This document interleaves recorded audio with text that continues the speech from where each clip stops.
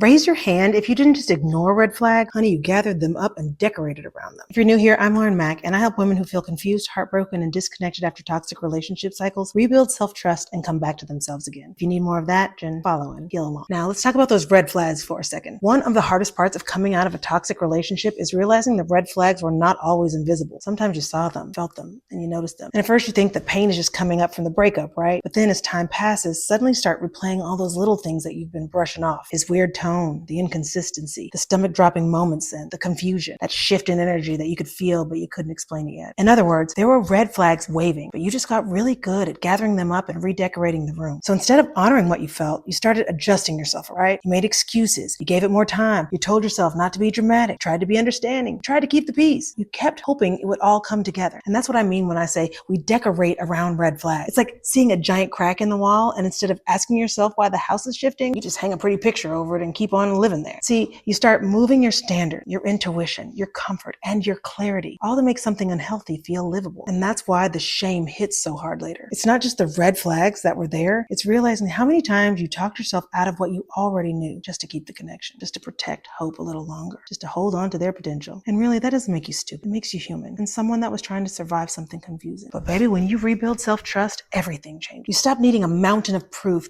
before you believe your own discomfort. You stop arguing with your gut. You stop waiting for one more sign, one more letdown, one more hard lesson. You get to start honoring what you feel sooner and start choosing peace over potential. And that's the shift. You don't just heal from what happened. You become the woman who no longer has to abandon herself to stay connected. Look, I make this content to help women break free from toxic cycles and to rebuild them trust with themselves. If that sounds like something you could use some support on, then book a one-on-one clarity call with me at the link in my bio or check the caption for more. I love you. You're doing awesome.